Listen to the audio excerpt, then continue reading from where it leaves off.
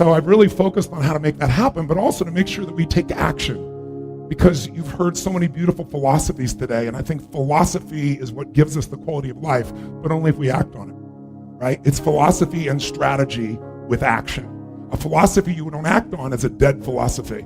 And so the secret is getting yourself to do it, and the problem is we all have trained, we've been conditioned and trained to learn in a passive state, which does not make you use what you learn. And it comes from going to a 20th century school, which virtually everybody in this room did. What happens in a 20th century school? What'd you learn? The bell rings, and what are you supposed to do? Tell me quick. You're supposed to report to your desk, your position. And why do they want you to do that as soon as the bell rings? And by the way, when it rings and you go to your position, what are you supposed to do? Initiate, make things happen, start a conversation? Now, what are you supposed to do when you got to your desk? What? Sit down. Sit down and what? Shut up. Don't talk to your neighbor. Don't do anything until you're told what to do. How many of you own your own business? I'm curious. Wow. Huge sum. How many of you in your own life are not willing to just wait for someone else to tell you what to do? Either way. If you're in business, you wait for someone to tell you to do, you're out of business. If you don't talk to your neighbor today, there's no connection, there's no impact, there's no anything. Whatever you sow, you shall reap. Fairly blunt, hopefully clear. Here's my first suggestion on the law of sowing and reaping. Don't try to beat it. You might as well try sitting on the sun in the morning. Keep it from coming up. You'll have better luck. Whatever you sow, you reap. Now, for a fair share of my life, I'm a bit mixed up on how all this applies. Among a lot of things I was mixed up on. I knew I wasn't reaping too good. That I understood. My problem was I was confused about what was causing it. Remember me with the funny list? I thought those are the reasons why it isn't working out well. And then Mr. Schoaf gave me the clue that helped me figure it all out. He said, Mr. Owen, I have another answer for you. There's another way to quote this law that'll show you where the problem is so you can go to work on it right away. All you need to know is where the problem is, then you can go to work on it. So he quoted me the law another way, and I found out what my problem was. Here's the way you quote the law. Whatever you reap is what you've sown. Now I knew what my problem was. Whatever you reap is what you've sown. If you don't like the crop, who do you look up? Answer, whoever planted it. And where do you find who planted your crop? Answer, in the mirror. What I finally learned to do come fall was to go to the mirror. That's where you go. And if necessary, you say, a few skinny carrots? I got to be unimpressed. Where were you last spring? Asleep.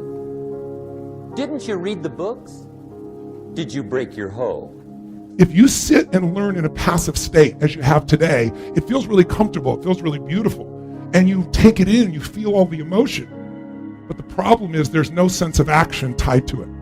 So if you're sitting here right now and let's say we're talking, you're like, this makes sense, or yeah, I want to apply this, or this, I think this would make a difference in my relationship, or damn, he has big teeth, whatever you're thinking right now while you're watching, right?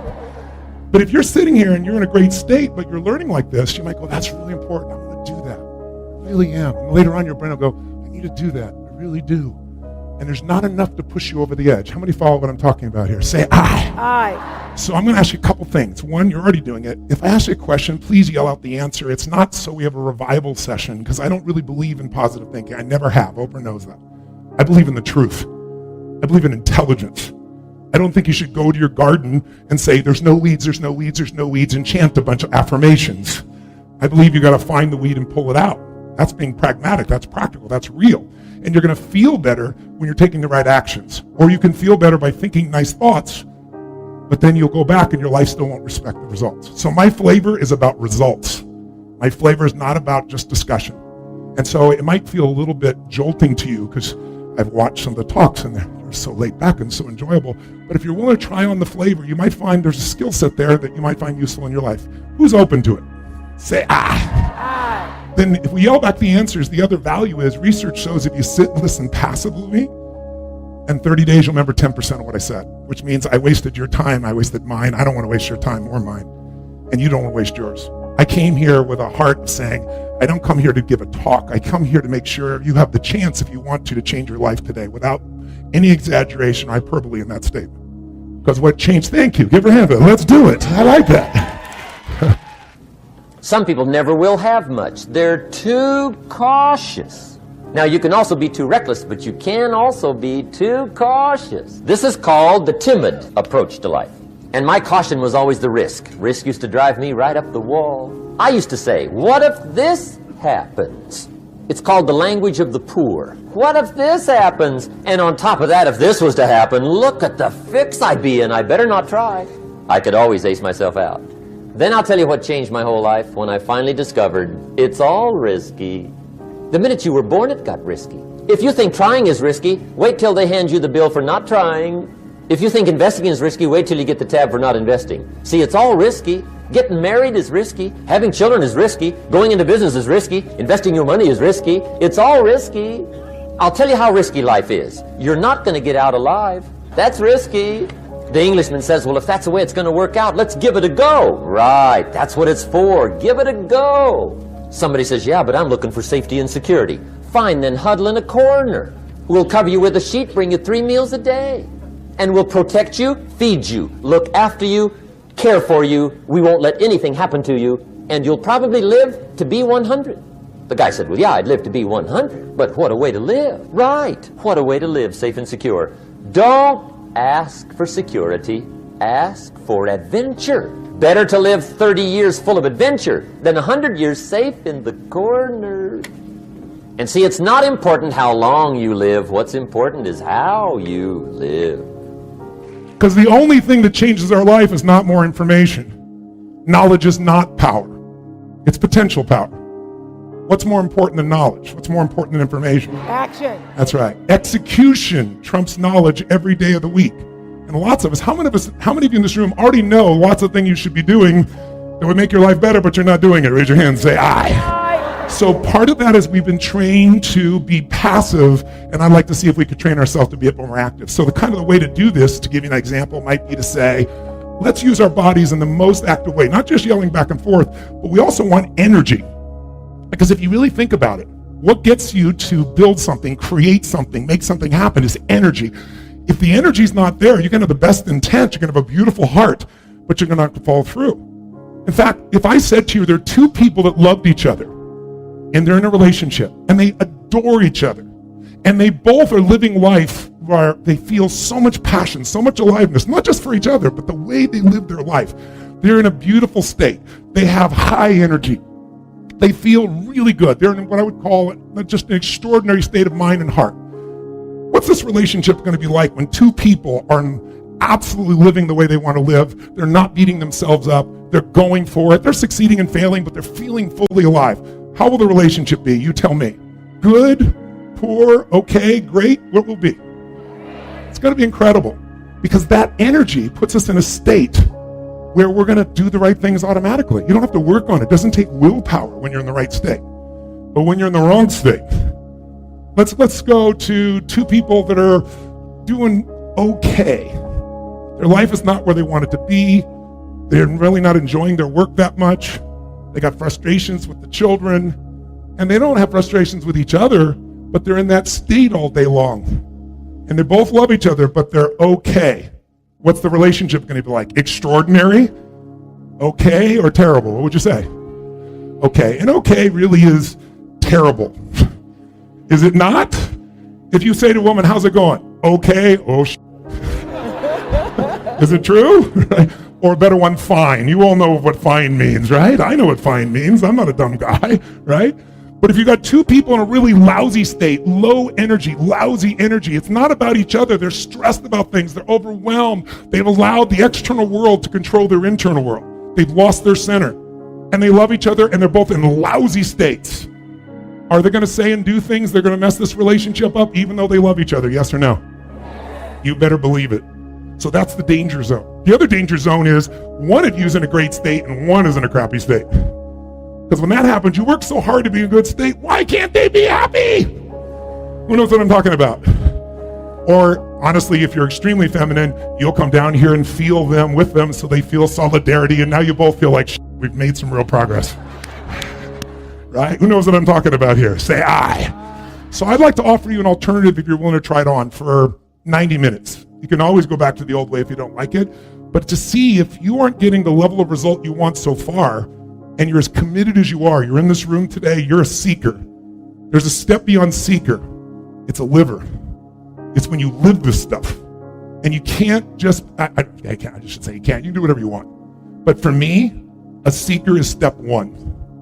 Then you got to start holding yourself to higher standards. Say, how am I applying it? Not beating yourself up, just going, okay, if I'm not, let me pick one thing and I'm going to do that this week. Just one thing. In order to be complete, and that's when you really have a 100% chance at being successful.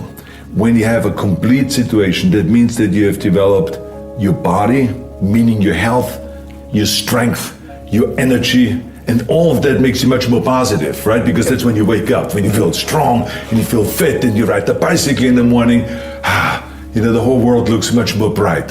So the training of the body, extremely important.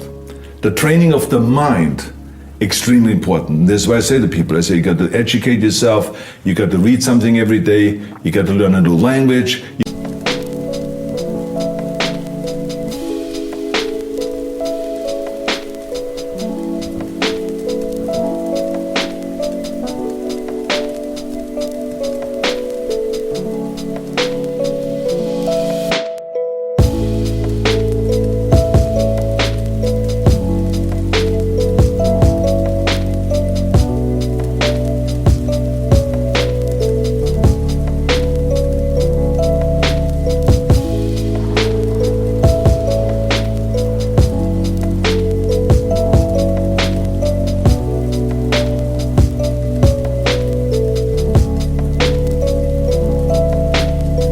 You got to just always improve and look at what can you do to improve your business or your life in general.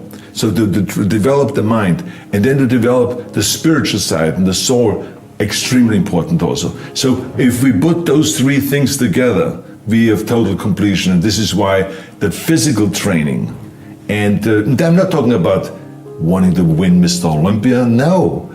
We're talking about just take some light weights and do your reps. Pump up the body, and get some blood in there. Then go and run. Go and run the stairs. Go and exercise. Go to a yoga class. Do some weight training. Or when you have kids, go out and play sports. Go football playing and go soccer playing and tennis playing and this and that. Whatever you can, that is what creates kind of life in you and therefore more enthusiasm, and you have a much more positive outlook in life. Many times I've gone with what I thought was fact, and sometimes which I thought were pretty good hunches, and I didn't do so well. Yeah. But I'm very fortunate that more than 50% of the time I did do very, very well. Yeah. And I'm finding out more recently in my life, the last couple of years, that you try not to just think with your brain, but think with your heart. Right. How do you feel about the situation? How do you feel about the people, no matter how kind they are? And I've had some really nice people, got in foreign countries and everything else that were the nicest people in the world, turned out to be total ripoffs. Yeah. But I didn't know that. There were clues along the way. So I say to everybody, and I say to myself now, feel the person out or feel the situation out with your heart. What is your instinct? I think now more in life that I go off instinct plus facts. Obviously you have to have some facts along with it. Does it become easier the more you do it? Yep. Okay. Much easier. When you're set to, well, how do I feel about this? Shall we say, with data, stable data that I have. How do I feel about these facts? And how I feel about it, just my intuition, how do I feel about it from my heart? Yeah. And the more you think about doing it that way, the more it happens. The fundamental connection to doing business is basically relationships. People really, if you really think about it, people want to do business with people they like. I mean, every now and then you'll do a deal with the devil, but you don't really like the devil, but you have to do it sometime. But you'd really much rather do business with somebody you like, somebody who shares your values, somebody who you know is committed to the same objectives you are, somebody who's willing to work as hard as you are. And when you find those are the people you want to bring under your tent to be part of your business objective. And you've got to do that by sort of presenting yourself in a way that people clearly understand that you are committed to creating value. Business people want to create value. It doesn't mean they don't want to have fun, doesn't mean that they don't want to be involved in other kinds of things, but if you can go to someone and convince them that I can help you create value, and by you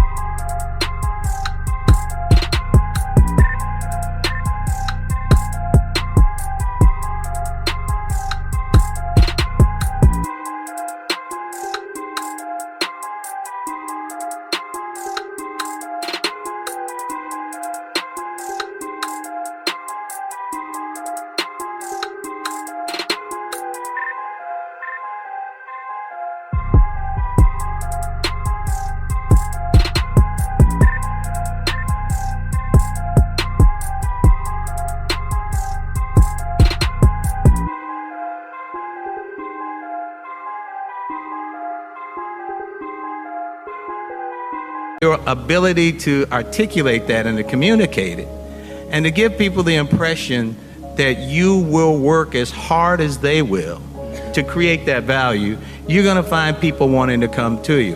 And so for me, it's sort of been like that throughout my whole career, is being able to say to people and talk to people in a way that convinces them that I am going to do everything I can to help make what they want to achieve a success, and by extension, I'm going to be a success. When I started BET, the guy who invested in BET is a guy named John Malone. He was at that time the operator of the third largest cable company in Denver, Colorado. And he kept investing money into BET without taking additional equity. And as BET became a big success, you know, I ended up with about 75% of the company. He ended up with about 25% of the company. And one day I asked him, I said, John, you put over $500,000 in BET on a startup. You put it in as debt. You didn't put it in as equity, which would have given him greater ownership. I said, why'd you do it that way? And he said, Bob, I always knew you would work harder for yourself than you would for me. And it was that kind of commitment. So if you can convey to people that you're willing to work hard for them and for yourself, you've got a business partner. You're connecting the dots.